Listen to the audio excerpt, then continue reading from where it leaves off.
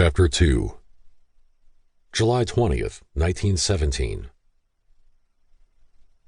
Tangerine highlights stretched across the evening sky as the flaming sun extinguished itself over the Chippewa River to the west.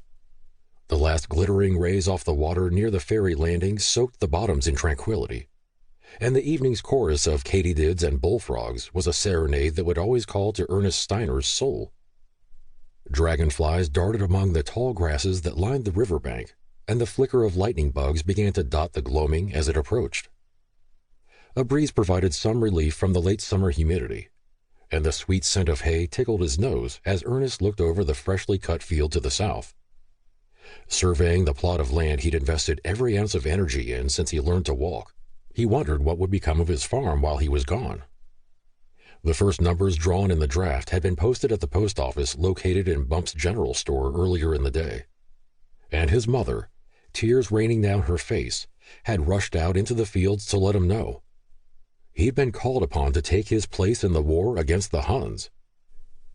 Ernie hadn't minded when his brother Wilson had fled the farm a decade earlier. Even as a child, he knew the man's eagerness to explore the big city would take him away from home. But with his father's recent accident, Ernie couldn't help but worry over his mother. Who would look after her and the section of land left to him? Nestled in the bend of the River Road, the quaint village in Rock Creek Township boasted several businesses along with the railroad. Yet, although it was a vital shipping destination for surrounding communities, the settlement was contracting. The hotel and blacksmith antiquated years earlier. So, who would be left if the young men were called away to the skirmish? As Ernie left the big red barn that evening, he looked across the broad street that separated his land from the rest of the town's residents. Long since closed for the evening, the train station that sat directly across from his home was dark. But the station master's home, attached to the back of the building, was alight with a welcoming warmth, and Ernie wondered if Virginia Pierce would miss him.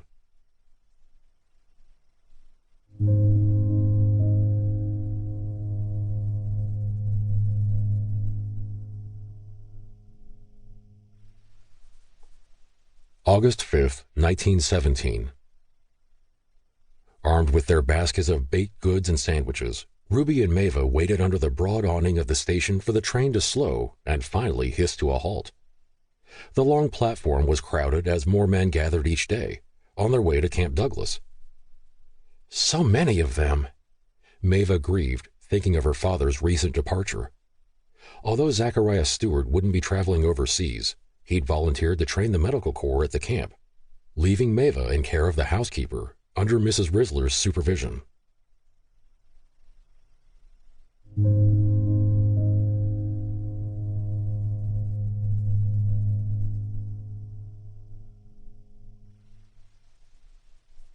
Hefting the repurposed feed sack over his shoulder, Ernest heard the umph behind him and turned sheepish eyes toward the young lady he'd just walloped with his belongings. "Oh, I'm terribly sorry, miss. Are you all right?" Ruby touched the back of her head and grimaced before nodding. "Yes, I think so." Caught in the startling depths of the young woman's indigo gaze, Ernie blinked, feeling as if he'd been the one broadsided by boots and breeches. When he'd returned from the county courthouse Friday afternoon, Ernie had spotted the ladies sitting on their front porch, just 2 doors down from the hotel where he was staying. Then he'd inadvertently found himself following in their footsteps the evening before during his stroll. And now he was face to face with the genteel girl, caught off guard by the innocent flush on pale cheeks and an abundance of beautiful ebony curls that fell past the silk sash of the lilac day dress she wore. "Excuse me," he hoarsely apologized. "Of course," Ruby shyly agreed. "It is very crowded today, and one should expect to be jostled." "Would you like a sandwich or some cookies to take with you?" Mava asked when an awkward silence settled between the two. "The cook made a fine selection."